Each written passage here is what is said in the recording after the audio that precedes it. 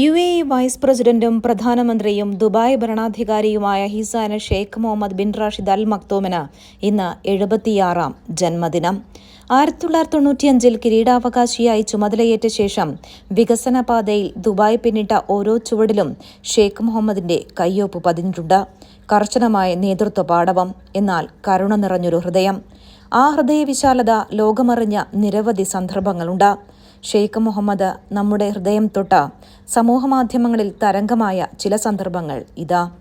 2 വർഷം മുൻപ് ജന്മദിനത്തിന് തലേനാൾ, കൃത്യമായി പറഞ്ഞാൽ 2023 ജൂലൈ 14, ദുബായ് മെട്രോയിൽ സാധാരണക്കാരനായി യാത്ര ചെയ്യുന്ന ഷെയ്ഖ് മുഹമ്മദിന്റെ വീഡിയോ ജനങ്ങൾ ഏറ്റെടുത്തു.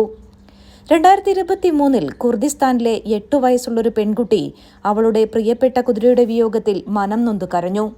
അവളുടെ കണ്ണീർ അദ്ദേഹത്തിന്റെ ഹൃദയത്തിൽ തൊട്ടു. അവൾക്കായി ഒരു കുതിരയെയും ഒപ്പം അവിടെ ഒരു പരിശീലന കേന്ദ്രവും സമ്മാനിച്ചു ഷെയ്ഖ് മുഹമ്മദ്.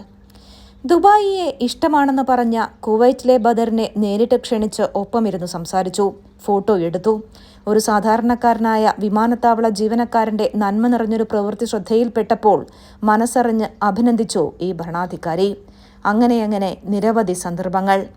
പ്രിയപ്പെട്ട ഭരണാധികാരിക്ക് ഹൃദയത്തിൽ നിന്നൊരു പിറന്നാൾ ആശംസ.